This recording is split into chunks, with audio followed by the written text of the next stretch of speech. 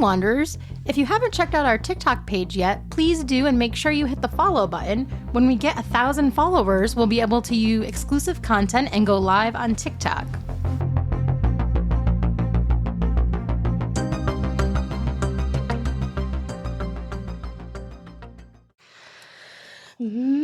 Me. I feel like I have to warm up.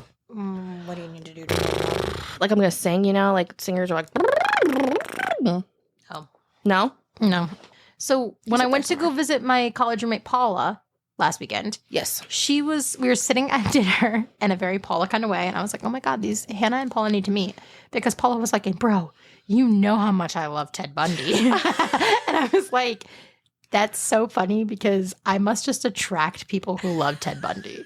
I know it's awful of me to say. It's not like I don't agree with what he did, obviously, but there's something about him that is very mysterious, and he's interesting on a psychological level for me. And she's always been fascinated with prison. So I met Paula when I was 18. And prison. She's been fascinated with prison. Like something about prison just like knocked her socks off. I don't know what it was. She had never gone to prison, but she needs prison kink.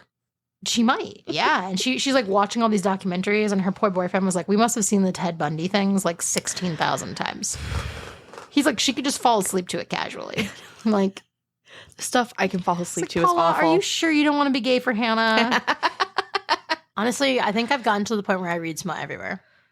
Yesterday, I was just casually waiting for Maria to get over to the restaurant. Yeah. And I'm just sitting there in Starbucks in East Longmeadow, just reading smut on my Kindle. This like little old man comes up to me, he's like, excuse me, where did you get the case for your Kindle? I'm like, ooh, quick recovery. Amazon. Who are you? Kindle. Yes, that's what I have in my hands. Hold on. I'm like, excuse me. It's like you have a little like he. No one knows what I'm reading. I just feel like they do though. I feel like I have like a giveaway face. Where, no, like, I'm reading something and I feel like they're like, yeah, that girl. The only give that because I know you were reading it, but like you play with the cover on your Kindle. That's my ADHD. I play with the cover of my Kindle. I have a like on my phone. You can see this section is lifted up. I tinker with it constantly. You need to get the backings of the phones that have the bubble. I don't like those. No. But there's one that has a fidget. I was rubbing the can on my Truly earlier. Whatever, that's Truly. I did this and I just saw the guy in the parking. Yeah, that guy in the parking lot earlier was like, get over here. You just know that guy was a cop in another life. Sir, don't tell me where to go. Fuck the patriarchy. But let me call you daddy. No, that guy didn't. He was not daddy quality. Oh, no, not him, but just like, I don't know. Do you want me to call you daddy? No. Okay. No, ew, no. Well, on that note, we didn't need... All right. Ready to do Robert Pickton? All right. Why don't you drop us in with Robert Pickton? I mean, we have to greet each other because there's only two of us. So I was like, who is she going to greet? Like, okay.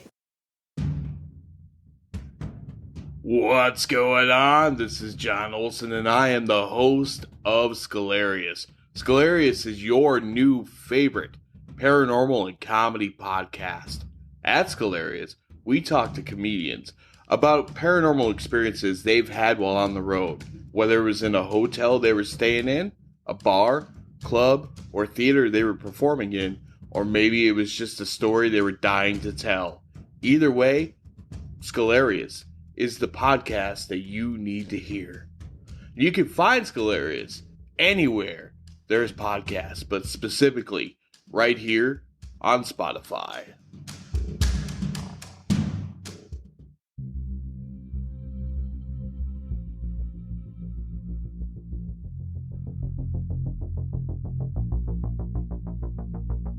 Hi, I'm Hannah. Join me as I delve into true crime, paranormal encounters, and all things spooky. Grab your flashlight and get ready to wander into the darkness with me. This is Wicked Wanderings.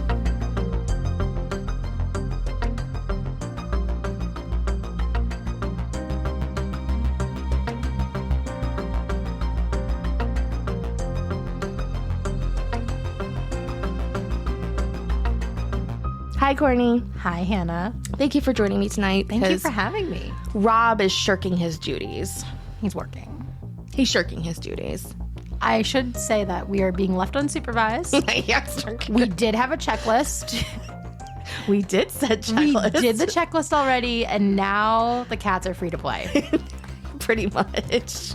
And I'm going to quote, and here I am quoting. And here I am quoting. And we're going to be talking about douchebags, and it's going to be a good night. Let's get into it. I'm excited. I'm here for it. I've been waiting too long for this. So this is the second half of Robert Pickton. So if you haven't listened to the first one, gotta go back over. So I appreciate you joining me for the second part. I was left on a cliffhanger. I kept thinking about this guy. I kept thinking about Pickton. I don't think anybody should eat during this episode. I'm gonna put a disclaimer out. Thank you. I don't think anybody should be eating. If you're eating, please pause. Yes. And if body horror gets you, this is not it. Yeah. Trigger warning. So we're in Vancouver, right? So we're in Canada, 1997. Okay. There was an area of Vancouver that was known for its prostitution and drugs, which I think we kind of touched on before. Yeah. So people will go there to get a fix or their fantasies satisfied. No judgment, just whatever. Kinks be kinks, yeah. Cakes be cakes. So Pickton was one of these people that frequented the downtown area, and he was distinguishable by his leather boots and smelly truck. Great. So that would get me in there. Smelly truck. Right? Can you imagine? I'm Yum, in. yum, yum. So Saturday, March 22nd, 1997, 31-year-old prostitute known as Stitch. She wouldn't give her real name. Makes sense. Makes sense, right? She was picked up by Pickton. Pickton, not Pinkton. Pickton. Words. I haven't even gotten 3 sentences in. He wanted to bring her back to Coquitlam, where he lived, but she did not want to venture that far outside the city. He sweetened the deal, and she ended up getting in his truck. No bueno. No bueno. She was freaked out by seeing another woman's bra on the seat. That's what freaked her out about that situation? Sorry. I mean, that is true. That is true. It wasn't the overwhelming stink of his truck? He wasn't a very attractive man either. But I know, like, when you choose or are forced, unfortunately, to do that kind of work, you can't really be picky. Yeah, I mean, it's no different than waiting on somebody as a barista. Yeah. It's looking at it as a client. Absolutely. Yep. Absolutely. So you're like, I have a job to do. Let's get this on. So she questioned him about it, and he said it was from a previous date he had last weekend. So Stitch knew something was up, but she was already committed. She kind of had like her sixth sense about it, but she was like, all right, whatever, let's just get this over with. So he had promised her more money, like, just come out to Coquitlam with me. It'll be an hour and a half. Let's just go. She remembers his trailer and how grubby and dirty it was, which should not surprise us based off of our previous episode talking about how his lifestyle was. Right. Makes sense. Based on his background, it makes sense. Yes. One thing she said that freaked me out was she said in the back room there was a layer of plastic down with a sleeping bag on top. Like, for clarification purposes, like tarps were laid down on the floor and there was just like a sleeping bag on top. That's how it seems. And so my mind goes straight to Dexter. I don't know if you've seen the show Dexter. Yeah. That's what it seemed like, a layer of like that plastic. Yeah. You're covering your crime. You're preparing to cover your crime. Yeah, no, that's no. I don't sleep on plastic. And I know he butchered pigs for a living, but there's no reason why that's in your house. Plus, I mean, I know she's a prostitute, but have a little class. Yeah, exactly. Exactly. She had asked him if she could borrow his phone so she could call her boyfriend at the time and let him know she would be home soon. While she was looking for the hotel number in the phone book, old school, right? 1997. Pickton came up behind her and slapped a handcuff on her left hand. Now, it sounds from what I was understanding that they had already done their business and she was just like, okay, let me call him to let me know I'm on my way home. Okay, kink, but why is her not after the business? No, she knew something was wrong. She knew something was wrong. So she fought for her life because she had no idea what Pickton was going to do. Was it rape? Was it murder? Was it both? A butcher knife got involved and she said either he dies or I die. She was very honest about that. Yeah. She was stabbed 4 times before she was able to get away. She ran to the road where a car saw her and stopped, calling her an ambulance. Pickton had stab wounds as well, and he was able to drive himself to the same hospital. How ironic. I know, right? A key was found in Pickton's pocket that matched the handcuffs of Stitch's wrist. Pickton had 4 charges against him, which included attempted murder. However, and this will piss you off, the charges were unlikely to stick because Stitch was a drug user, so the charges were not pursued. I'm sorry. I have a lot of thoughts about this. Mm-hmm. Why is it no longer illegal to attempt to kidnap, rape, kill, etc. somebody who happens to be using drugs? Mm-hmm. Why do they become less of a human than the rest of us? Woman of the night? That's a continuous pattern throughout this whole investigation. Like, oh, well, they're on drugs. Like, oh, they're a prostitute. Like, I mean, I can acknowledge also that in the 90s, the way that we as a society looked at those things was very different, but gross. Still gross. It's awful. So Pickton was free to try again. Like, it's It's horrendous. To paint a picture, and I'm sorry if you already said this, he was a white man, right? Mm-hmm. And there were women of indigenous descent, and so that also plays a key into it. So it is extremely bothersome that they were like, well, because this woman was on drugs, it's not even worth us pursuing. So it sounded like it was all up to the courts, and I'm like, yeah, well, it's whatever. This guy is now, to be clear, he's gotten away with criminal activity twice now, at least, right, that we're aware of. Because there was the incident where he hit somebody with a car. Yes. That we talked about in the previous episode. And his mom... Girl, you are good. Wasn't it his mom who threw the victim into the water, and they didn't charge him because they realized that the person had actually drowned instead of being hit by the car? Yep. But the mom wasn't charged. Yep. Because they had no idea of her involvement in it. So now he has committed 2 felonies at least, probably more. And never mind the fact that they have some type of biker gang that's been involved on the farm for however long. Right. Damn. It sounded like he was... A lot of their friends were talking on this documentary, which will be in the show notes. It's on Amazon, about how they really took advantage of Willie. And it's not making excuses for him, but just talking about his childhood and who he was. It sounds like a lot of people took advantage of him, even as a child, which is unfortunate. So, like, they'd be like, hey, can I borrow a couple $100? And he would just hand it to them. Yeah, he was very naive, it sounds like. Very. He was very... He had a childlike sense about him. I think that also with his background with being able to kill things so easily, that probably didn't help. Surely not. And I know we discussed in the last episode, too, that we weren't really sure, like, if it was what he had been through that enticed him to be the way that he was, or if it was always an instinct, because at first he didn't even want to butcher the animals. Right. He had a lot of compassion for those animals. He really cared about them.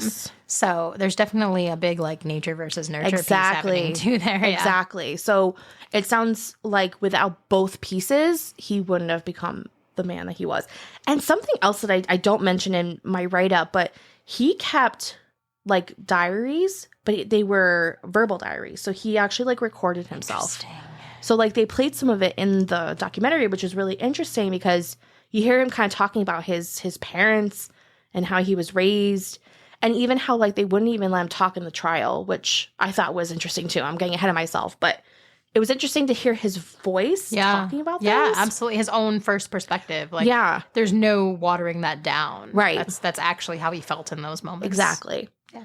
In 1997, more than a dozen women disappeared from the Vancouver downtown east side. It continued into early 1998 as well. There was a hum around the city that something was going on, but because these women were prostitutes, drug users, some native, and also moved around a lot, people in law enforcement did not pay much attention. Finally, it reached a point where they began to investigate the suspicious disappearances. I appreciate this part because when they brought the behaviorist in, they wanted to establish a base rate of what average they have in years prior, which... Baseline. People after my own heart. Right? Girl, when they said this, I was like, you better have 3 to 5 data points for that baseline to be appropriate. Which they did. So from 1978 to 1994, it was 0, 1, or 2. Okay. 1995 on, the trajectory went up dramatically. So then they asked, why now? Why have no bodies been found? Why only women? They're asking all the right questions. The response to this from the police force was basically, well, there is no evidence of homicide or a crime, so we will assign one more person to the missing persons unit, and that's it. So people are going missing. Way more people by their own data. Yep. And instead of saying, you know, that is a great question, we should put some resources into that, they're like, I mean, I guess we can put some effort into this, but only one more person's, you know, body weight. And they talk about, like, oh, we're short-staffed. And, like, I understand that, but... people are missing. You look at the data? Yeah. Data doesn't lie. Dude, they showed the chart. There's something going on. There's something going on. It almost seems like an inside job when people are like, no. You're like, was there a political connection here? A tip did come through. A woman named Lisa Yelds, who was a friend of Willie's, and she did cleaning for him around his trailer. She apparently told a friend of hers that she was finding women's clothing, their IDs, and some blood on the clothing around Willie's trailer. When she asked Willie about it, he said to just burn it all. When Lisa Yelds was approached about her conversation with the friend, she denied ever saying anything. So basically the friend was like, yeah, like, this was what I was told. And then Lisa's like, nope, I have no idea what you're talking about. That never happened. How could you make up something like that? Right. Why would the friend make that up? Where would that come from? Exactly. So she's interviewed in the documentary, and she's actually talked about a lot in the book. And it sounds like she was very loyal to Willie. It sounds like they never really had a sexual relationship, but like she would like cuddle with him. Like that's said in the book. Like they just would cuddle. Like he needed, I don't know if it was more like a motherly affection. And then she would clean around his apartment for him. Stay with us. We'll be right back.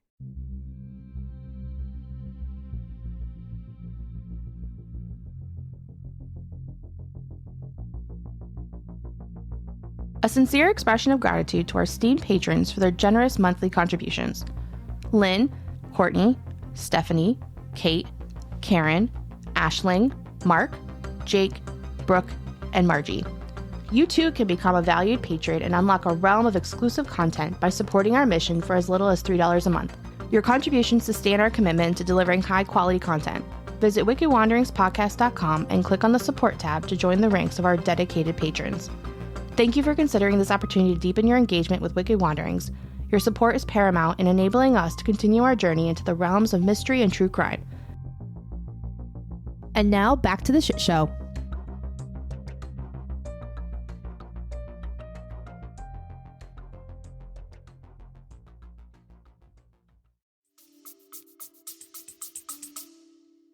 It does sound more motherly, and it would make sense because of the kind of odd relationship that he had with his mother to begin with. Right. So who knows? Early 1999, Pickton was put on the police's radar, as well as everyone else that was on the potential suspects list. Willie would employ people on his farm that would have drug addictions. One guy that actually lived in the trailer with Willie remembers an interaction they had. This is creepy. He said he was watching TV in his room, and Willie came in, sat down on his bed, and said they should go get a hooker together. The guy said, "That's not my thing. No thanks, whatever." Willie kept trying to nudge him to go with no avail. Willie asked, "Do you know what I do with hookers?" Willie proceeded to take out a belt, a wire, and handcuffs. He then acted out how he would stroke the hair on these women, handcuff them, and put his belt around their neck, telling them, "It's okay, it will be over now." Did he have some kind of like agenda he was living out? Like, was he like saving people, quote unquote? So in the book, it actually talks about how when Willie would have these people on the farm, it was to help them. It was like, okay, I will help you get over your addiction and give you a job. But then if they didn't, it doesn't sound like he took that very well. So yeah, it could have been some godlike. I was going to say, was he a religious man? I never read anything that he was religious at all. But it sounds like he had some like godlike complex. Yeah, to say like, oh, it'll all be over soon just seems very, I'm going to save you. Exactly. Yeah. And I'm wondering if that's the kind of agenda that he had. So Willie said, "You won't believe how much people bleed. I take them to the barn, hang them, and gut them." A few days after this interaction, he was asked by two of Pickton's men to have a talk in the trailer. He was then beat on and said he stole from the trailer. He said, "I never stole anything," and he realized this was probably a scare tactic to keep him from talking. He realized this job was not worth it and left knowing justice would come soon. He wanted no part of the farm anymore. He was also interviewed in the documentary, which was interesting. So this brings us to March 20th, 1999, and Willie wanted a prostitute. Go figure. Man, this seems like a really common. This guy was like fiending for prostitutes. Yeah. He brought along his recent employee friend with him, Lynn Ellingson. Male or female? Female. Okay. She was employed at the farm and was given a couple $100 a day that unfortunately she used on drugs. So she would be paid, she kind of worked in the office with faxes and everything, and then she would just waste it on drugs. Okay. She said at points she was just high all the time. They pulled up next to a potential, and Willie propositioned her. She looked to Lynn and asked if she was going to the farm too, and she's like, "Yeah, I live there." So she got in the truck thinking like, "Oh, another female's with him, like I'll just go." They had their drugs and alcohol and were looking for a good night. Willie took the prostitute to his room, and Lynn went to her room. Something, though, told her to leave her room, so she went searching for them because she could not hear any noise. She could not find them in the trailer, and when she looked outside, she saw the light on the barn where he slaughtered his pigs. She went inside the barn where she found the woman hanging. Willie pulled her aside and threatened her with the same end if she said anything. Out of fear, Lynn agreed to keep it to herself, so just wanted the job to pay for her drugs. That's so sad. Yeah. That's so sad. That's I don't even know who scary. to be more sad for in that situation. I know. And probably the dead person. But like, imagine being so deep in your own addiction that you're faced with this huge moral thing. Mm-hmm. And it's like, no, I have to have this so badly that. Yep. And that was long before like treatment was readily available. Oh, yeah. So the 90s was not a good time for treatment for that kind of thing. The media started giving these missing women coverage, and although the police department said they have no evidence of a crime yet, the people kept insisting justice. A tip came through of a man who claimed to be a friend of Lynn's. He said she told him of her experience with Willie Pickton that night, but because of his drug addiction, he was not a credible storyteller. Again, what the fuck? Though this was still a good lead, so they asked him to come in and make a statement. Though when he came to make the statement, he was higher than a kite, and so the statement would not be used. The police decided to go to the source of Lynn herself. Lynn was no longer on the farm, but they did find her, convincing her to come in for an interview. Lynn knew exactly who told the police that tip, and she denied ever saying that or ever seeing anything remotely like that. The police could not keep her because she was not under arrest, so they released her. Something, though, that was a slip of the tongue was that she made police think after was that when the police were trying to establish rapport and understanding, like, I can't imagine how horrific this must have been. I've seen autopsies before. Seeing a dead body's not easy. She said, yes, it was yellow and gross. Police later realized no one would know that fat on a human body was yellow unless you were a doctor or someone who has seen a person be cut open. Right. They asked Lynn if she would do a lie detector test, and she agreed, but ended up disappearing before they could perform it. Oh, no. Instead of fleeing, she could have changed the course of history. Pickton would have been caught 2 years earlier, and 11 more women would possibly have not gone missing. So to be clear, he didn't make her disappear. She left on her own. She did leave on her own. For a minute there, I was like, oh, no. No, she was like, fuck this shit. I'm leaving. Yeah, she ran. Well, she probably, I mean, if you had seen somebody do that amount of damage to somebody, I'm sure you're like, he told me if I said anything that this would be what would happen. 100%. Absolutely. That's a very believable piece of evidence. Yeah, absolutely. Autumn 1999, Pickton was put on surveillance. Pickton appeared inactive, not going anywhere. So one time, Pickton was seen with someone in his car. He was pulled over, and it was just his friend's 13-year-old daughter. That's creepy. Yeah. I don't love that immediately. But the police cover was blown, so they started looking at other suspects, and women kept disappearing. And oh my God. I know. Okay. That's frustrating. I know hindsight is 2020, but I'm like, people just keep dropping the fucking Adult man is caught driving around with 13-year-old girl. Yeah. Let's not think it's him. Of course not. January 19th, 2000. Pickton shows up at police headquarters. Apparently, the police had been on the farm a couple of times looking for Willie, but he was not there. Willie showed up at police headquarters with a friend on his own terms, and they interviewed him for 6.5 hours and relayed concerns they had. He told the police he could come by the property whenever they wanted, and so the police showed up, went to his trailer, found nothing in plain sight that was visible, so nothing was suspicious. In the documentary, The Pig Farm, that is on Amazon Prime right now, they interviewed several different women that knew Pickton, and some stayed on the farm at one point or another. One particular woman, Dinah, when asked about certain women being at the farm and never seen again, she would refuse to say their name and end the conversation. At one point, she walked off camera, saying she was done having this conversation. That is not how someone that doesn't know something reacts. Right. I am not blaming this person, but I'm sure she's scared, but that is not how someone reacts if they do not know anything. It makes me wonder if he was also like an abusive person as well, beyond just the threats. It makes me wonder if there was, some kind of like... I would be interested to know, but there's some women that talk about him, and it seems he was so docile. I guess it probably depends on the person, right? Yeah. That's true. Because it seems like he mostly was targeting prostitutes. Yeah. Looking at the timing of everything as well, this is the same time that the Green River Killer was caught. Which one was he again? Remind us. He was the guy in Seattle.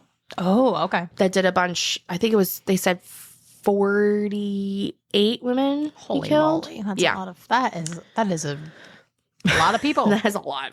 He was busy. Beginning of 2002, Willie was one of 40 suspects on a list. A new tip came in from Scott Chubb. I'm sorry for your name, sir.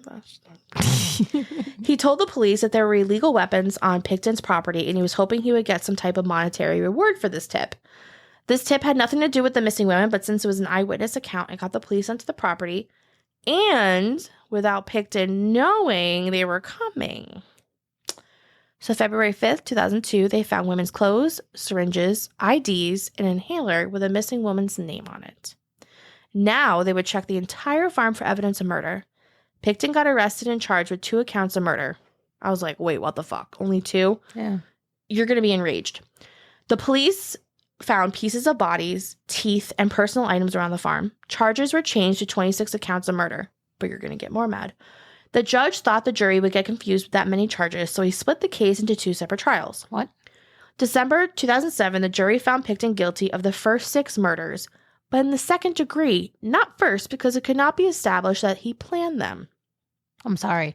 If you've killed that many people, like, I mean, I can understand, like, if you're enraged and something happens and you're in a psychological state and you kill someone and you're like, okay, yeah, I mean, that person didn't have any idea what was happening. Something traumatic had happened. But this man killed how many? 26 people? And they're going to say he didn't have Probably a plan? More. That's only 26 that they confirm. And maybe I could say, okay, maybe the first one he didn't kill intentionally, or he didn't plan to kill, right? But then afterwards, he was putting them all in the same places. He was doing the same thing. How is that not premeditated? I know. That's obviously premeditated. What state were we in again? We're in Vancouver. We're in Canada. Oh, that's right. Something, though, that really enraged me. Nothing ever came of the other 20 charges. What? Why? Don't know. Didn't say. Cool. He was to serve a life sentence with no chance of parole for 25 years. More evidence has been found since then, and more women are still missing. Though, in a plot twist, as of this year, Robert Pickton is dead. He was assaulted in prison at 74 years old by an inmate back in May and died in the hospital. Not sure why this person decided to off him, but... I mean, considering there's such a train of people that he had killed, I mean, there's a good chance that somebody was related or something. Yeah. Yep. There's a good chance that there was some revenge stuff happening there. But that's Robert Pickton. That took a very different turn than I was expecting from the beginning. I'm really glad it didn't take a cannibal place. I did have fears initially about the cannibal piece. I don't know what it is about about cannibals. I just can't.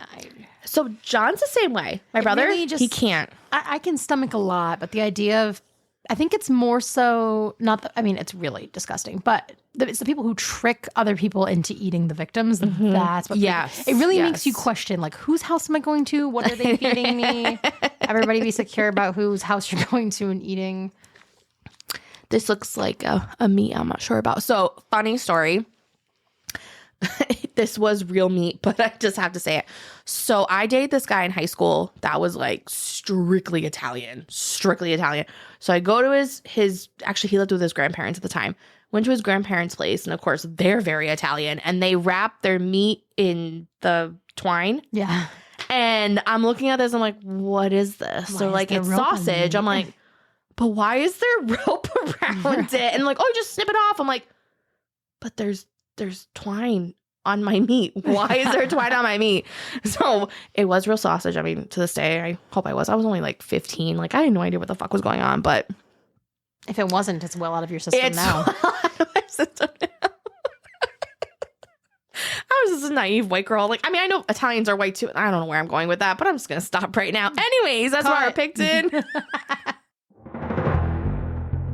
Let's see. So I have the 7 of clubs. I have to think about that. It's actually unidentified. They don't have a name for this person. That's so sad. On June 4th, 2014, an unidentified black male body was discovered at Town Neck Beach in Sandwich, affixed to a 2-wheel dolly. The head, arms, and legs were removed. The victim is approximately 5'8" to 6 feet tall, 220 to 230 pounds, had a 3 to 4 inch scar on his abdomen's right side. Associated with the body was a blue t-shirt printed with "I got serviced" and "Cranston Windustrial." DNA testing resulted in the facial composite, which they do have on the card. If you have any info about this case, please call 1-855-MA-SOLVE. That is so sad. That's so sad. God. I'm really sorry to hear that. But if you have any information, there's a number. Well, thank you, Wanderers. Thank you, Courtney, Thank you for having me. I'm so glad I got to wrap up that gem of a case we were working on. I'm ready to move on. I don't know where to go from this, though. Onwards and upwards. But honestly, if you guys have any suggestions, please email us at wickedwanderingspodcast.com, or you can text us if you go on, was it Buzzsprout? Yeah, we don't get enough text messages. We don't. Unfortunately, we can't text you back because for some reason they don't allow us to, but confidentiality. We will read them on here. We'll read them on the air. And Hannah needs water, apparently. Okay, well, thank you, Wanderers. Thanks for listening today. Wicked Wanderings is hosted by me, Hannah. And it's produced by Rob Fitzpatrick. Music by Sasha N. If you enjoyed today's episode, don't forget to leave a rating and review, and be sure to follow on all socials. You can find the links down in the show notes. If you're looking for some really cozy t-shirts or hoodies, head over to the merch store. Thank you for being a part of the Wicked Wanderings community. We appreciate every one of you. Stay curious, keep exploring, and always remember to keep on wandering.